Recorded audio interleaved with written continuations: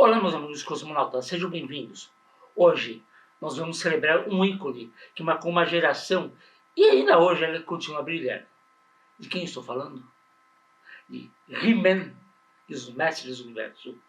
Hoje nós vamos explorar todos os segredos que mudaram essa série lendária aqui no canal Cosmos Cultura Nerd. O canal que transporta você, meu amigo cosmonauta, da Terra-média até as galáxias mais distantes.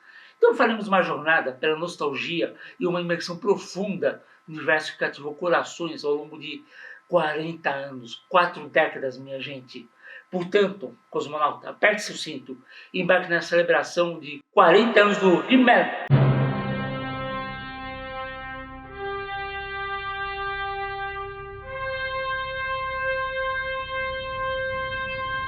Cosmos Cultura Nerd. He-Man foi criado como uma franquia de brinquedos pela Mattel em 1982.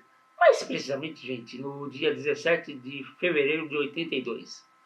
Nesse dia foi feito o anúncio oficial dos brinquedos da linha do He-Man para os lojistas. Agora, no ano seguinte, em 23 de setembro de 83, o desenho do He-Man foi que estreou como parte da estratégia de marketing para promover a linha de brinquedos que foi lançada no ano anterior. Aqui no Brasil, o desenho chegou em 19 de março do ano seguinte, ou seja, 19 de março de 84. Na Xuxa, não. Do Balão Mágico, gente. O He-Man estreou em 84 dentro do programa do Balão Mágico. E esse desenho, em pouco tempo, se tornou um sucesso inigualável. Eu vivi essa época, eu lembro muito bem. Na escola, no intervalo, no recreio, a gente só falava de He-Man. Todo mundo adorava. O desenho do He-Man foi feito com uma parte de uma estratégia de marketing da Mattel para uma linha de brinquedos. Ela foi criada para ser uma resposta à popularidade da linha de Star Wars, que foi lançada alguns anos antes pela concorrente da Mattel, a Kenner. A história, bem resumidamente, é o seguinte. George Lucas chegou na Mattel, ofereceu os direitos de produção dos brinquedos Star Wars. A Mattel simplesmente torceu o nariz e falou, não quero. Resultado, perdeu milhões de dólares de vendas. E estava louco para vender alguma coisa, para tentar conquistar alguma coisa. E ficou dando tiro para todo lado. E acertaram com o He-Man. Então, mas nessa época, importante lembrar isso, que nessa época, nos anos 80, o desenho servindo de propaganda para os brinquedos foi devido a uma certa flexibilização da regulamentação de publicidade voltada para as crianças que estão ocorrendo nos Estados Unidos. E isso teve um impacto muito grande na indústria, tanto do entretenimento como nos produtos relacionados para as crianças. E uma das mudanças mais significativas ocorreu justamente em 1984, quando a Comissão Federal de Comércio, a FTC, ela relaxou, ela abrandou as regras relacionadas à publicidade dirigida para as crianças. Antes disso, as regulamentações eram muito restritivas. Elas incluíam diretrizes destinadas a limitar a publicidade enganosa e também principalmente em relação a brinquedos e produtos infantis. Só que no governo Reagan houve uma certa diminuição dessa supervisão governamental, deixando as empresas mais livres, mais soltas. E isso possibilitou que elas fizessem campanhas publicitárias mais agressivas, diretamente direcionadas às crianças. E He-Man foi justamente isso. E com essa flexibilização das regras, várias empresas, não só a Mattel, começaram a aproveitar essa oportunidade e criar séries animadas que, na verdade, eram essencialmente comerciais de 30 minutos de seus produtos. E daí que nós tivemos Transformers, G.I. Joe, Silverhawks, Thundercats e Alice Grande. Então, todos esses desenhos, todos esses ícones dos anos 80 foram criados para serem propagandas de brinquedos, sem exceção.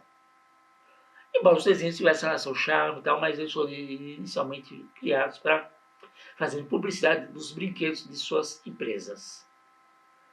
No caso do He-Man, o desenho criou um universo muito rico de personagens e histórias, sendo inspirado por uma mistura aí muito interessante de fantasia medieval com ficção científica, relacionando uma amalgama, uma combinação muito interessante.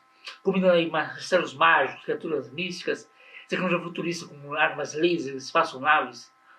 E parte do sucesso do desenho também pode ser explicado, já que na época que o desenho foi lançado, praticamente o único meio de entretenimento que existia para as crianças era a televisão. E com isso elas ficavam grudadas na televisão. Isso ajudou o desenho a alcançar um público bastante amplo e se tornar um ícone da cultura pop.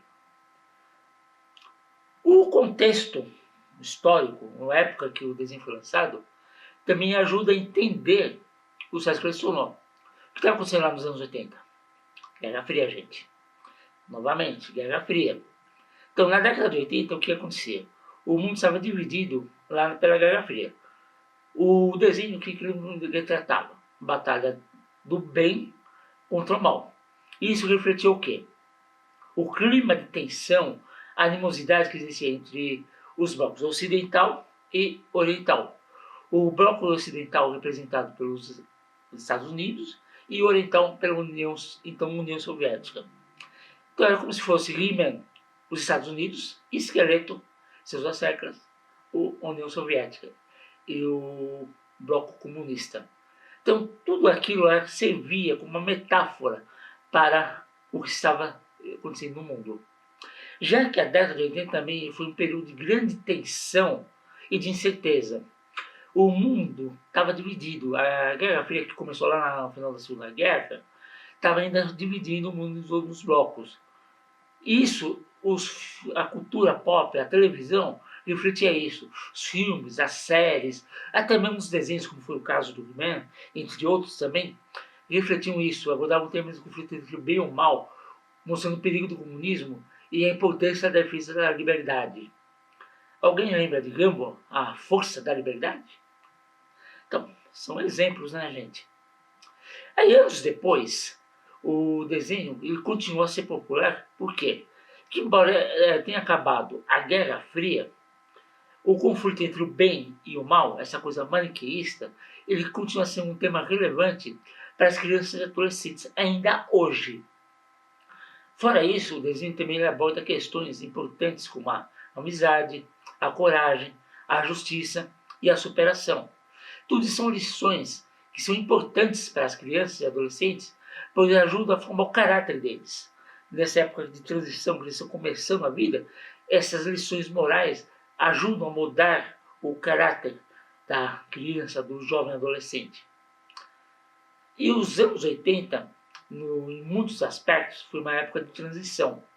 Lá nos Estados Unidos, e também em várias outras partes do mundo, surgiram muitos avanços tecnológicos, como computadores pessoais, os videogames, que era o início da revolução digital. E também, como eu já falei, estava a atmosfera da Guerra Fria, as ciências da polícia, os portões, e tudo isso criava uma incerteza, um clima de tensão no mundo, que era o que se esperava, que se vivia nos anos 80. E nesse cenário, o entretenimento ele foi um papel crucial como para fornecer um escapismo para essa tensão. E He-Man se beneficiou disso, oferecendo um mundo fictício, onde a ação e a aventura eram predominantes. O público ele buscava refúgio nas histórias imaginadas que o universo do He-Man oferecia, combinando fantasia com ficção, e um mundo envolvente, emocionante e todo colorido. E nesse período, os Estados Unidos, na realidade o mundo, né, passou por um crescimento econômico em várias partes. E esse crescimento econômico permitiu que as pessoas tivessem mais poder aquisitivo. E com mais poder aquisitivo, podiam consumir mais, incluindo aí o quê? Filmes, televisão, produtos relacionados à cultura pop.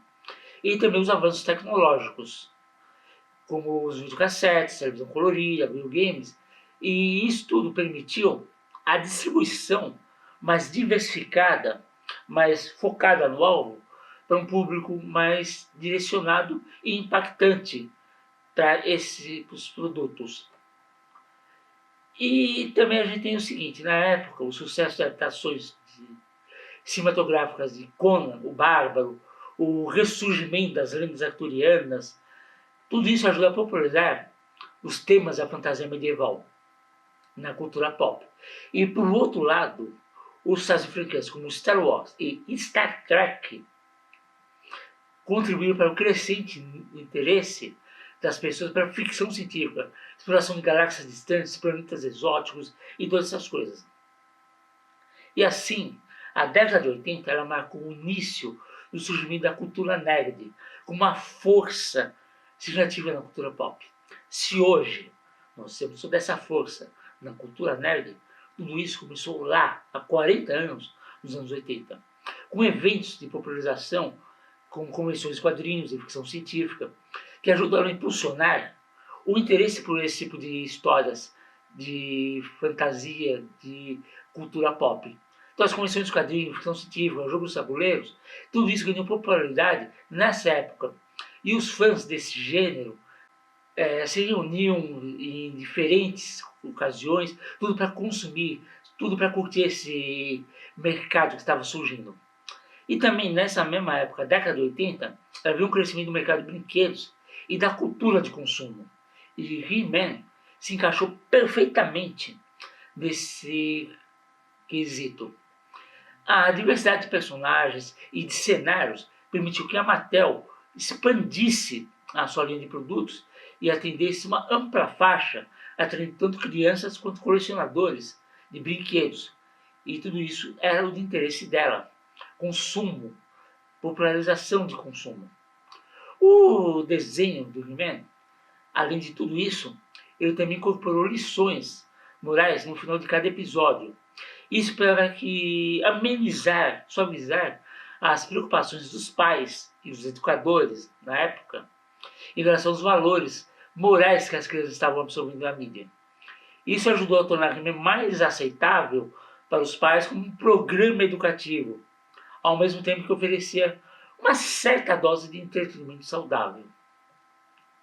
O sucesso também pode ser compreendido, o sucesso do He-Man, né, no caso, pode ser compreendido a partir de um contexto histórico, cultural e sociológico, que na época o escapismo em tempo de certeza, a combinação de gêneros negativos, todos esses elementos combinados numa amalgama, que era o desenho do He-Man, cativou o público com lições de moral e assim se tornou uma parte memorável da cultura pop dos anos 80. Os personagens do He-Man, galera, eles desempenham papéis bem arquétipos, bem definidos. O He-Man, o que ele é? Ele simboliza, ele representa a personificação plena do herói, com a sua força física e moral. Por outro lado, o alter ego dele, o Príncipe Adam, simboliza a dualidade entre a fragilidade e a força interior, que muitas vezes isso é explorado nas narrativas de super-heróis.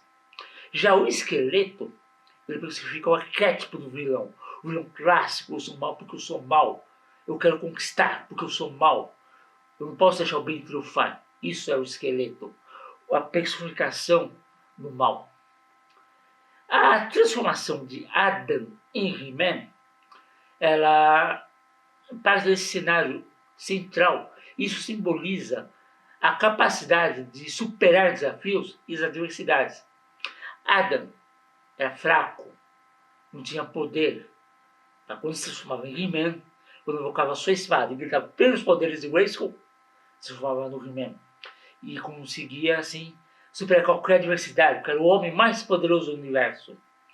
E essa dualidade de identidades é muito comum nos heróis. E isso é uma metáfora para o crescimento e autodescoberta de cada pessoa. Já o planeta Eterno, o lar de He-Man, ele incorpora uma dualidade de mundos, de elementos de fantasia medieval, como castelos, magia, criaturas mágicas, dragões e todas essas coisas, juntamente com ficção científica, com naves espaciais, naves, armas laser, mísseis, todas essas coisas, com tecnologia avançada. Esse é uma amalgama, essa dualidade de gêneros, que representa a fusão e uma tradição e uma inovação que foi muito marcante na animação do He-Man, que contribuiu muito para o sucesso da série.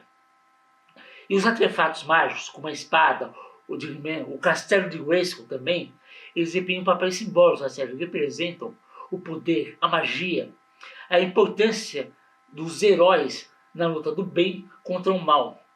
E além disso, a própria transformação do He-Man, simbolizada pela espada, quando é erguida para convocar os seus poderes, também é um símbolo de poder. A narrativa de cada episódio, a gente já se sabe, né, gente, que ela é bem simples, bem maniqueísta. O conflito entre o bem e o mal. E os episódios, frequentemente, incorporavam lições morais que refletiam esses valores positivos, como amizade, honestidade, trabalho em equipe, que é um elemento simbólico da construção de valores morais nas crianças da época. As empresas estavam preocupadas em passar valores morais para crianças. Porque passando esses valores, elas seriam bem vistas perante os pais, educadores, e não seriam taxadas como violentas e outras coisas. Como aconteceu com a Hanna-Barbera nas décadas anteriores, com seus desenhos de super-heróis, como Herculoides, Space Ghost, entre outros. E a gente tem que sempre lembrar o seguinte, gente, He-Man, ele foi concebido para vender brinquedo. Foi direcionado para ser uma propaganda direcionada para crianças. E os criadores da série tinham a intenção que essa narrativa fosse simples. E com isso, a criação do enredo tinha que ser simples também. E o contraste entre o bem e o mal tinha que ser fácil de entender. E com isso, os personagens e as situações não podiam ser complexas. E esse formato favorecia uma abordagem muito maniqueísta, em que o bem sempre triunfava contra o mal. E essa simplicidade era considerada muito adequada para o público-alvo na época, e que estava em fase de formação de valores morais. E essa simplicidade da narrativa, essa falta de ambiguidade que tornava os episódios de He-Man fáceis e acessíveis, foi intencional. E isso era uma prioridade dos criadores, que desejavam cativar o público jovem, crianças, que não sabiam seguir essas ambiguidades mais complexas. E isso não era só um defeito do He-Man. Se é que nem se pode dizer que era um defeito, porque muitas outras séries e desenhos animados destinados a crianças na mesma época seguiam esse formato, essa coisa maniqueísta meio mal. Essa dualidade moral mais complexa, de personagens ambíguos, elas são características de narrativas voltadas mais para o público adulto, mais maduro, onde a exploração desses temas morais é mais detalhada e mais sutil. O sucesso do desenho foi tão grande, mas tão grande, que acabou gerando outras obras que expandiram o universo do He-Man. Já em 85, após o encerramento da série animada do He-Man, foi lançado She, a Princesa do Poder, uma animação, desenho que contava as histórias da irmã do He-Man, a princesa Doris She, a Princesa do Poder, que contou com algumas participações de He-Man e alguns episódios.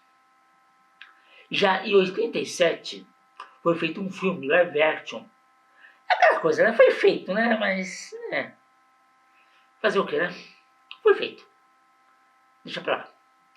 Já em 90, foi feita uma nova série animada que pretendia dar continuidade às aventuras do He-Man. Esse desenho era um pouco diferente, ele tinha um clima mais voltado para ficção científica e foi chamado As Novas Aventuras de He-Man. Mas também não pegou. Mais de 10 anos depois, em 2002, surge mais uma série animada. Dessa vez, um reboot total. He-Man e os Mestres do Universo. Foi lançado no Cartoon Network. Em minha humilde opinião, essa é a melhor versão de He-Man já feita até hoje. A melhor de todas. Que explica, inclusive, a origem dos poderes de Grayskull. Quem era Grayskull? Isso tudo é explicado, entre outras coisas, nessa série de 2002. Mas agora, vou pulando para 2021, a Netflix lança não uma, mas duas séries animadas de He-Man. A primeira, Salvando a Terra, que é voltada para aquele público como eu, que assistiu o desenho há 40 anos atrás, lá no saudoso Balão Mágico, e hoje é adulto barbudo e ainda gosta de desenho animado. Então essa série é voltada para esse tipo de público. E a outra série é voltada para o público infantil, feita em CGI. E tudo isso, gente, sem falar nos jogos, quadrinhos tem muitas histórias legais também. Um crossover fantástico com os Thundercats, onde Pacato se transforma com a ajuda da Espada Justiceira. Gente, é animal. E brinquedos, você tá com rodo e por aí vai. E é assim, meus amigos cosmonautas, estamos chegando ao fim. Espero que tenham gostado, tenham aproveitado essa viagem nos 40 anos de He-Man. E meu amigo, minha amiga, se você gosta desse conteúdo, não se esqueça dos 3C. Curte, compartilha e comenta. E é claro, se inscreva no canal, para não perder nenhum episódio aqui do meu canalzinho humilde, Cosmos Cultura Nerd. O único canal que leva você, da Terra-média até as galáxias mais distantes. E também, gente, toda terça, 8 horas da noite, eu participo das lives do canal Star Geek Nerd Wars, onde, junto com alguns amigos, nós sempre discutimos algum tema relevante da cultura nerd, relacionado a alguma coisa que está acontecendo. Toda terça, 8 horas da noite, Star Geek Nerd Wars. Eu vou deixar o endereço aqui na descrição do vídeo. E assim, meus amigos, até a próxima e vida longa e próspera.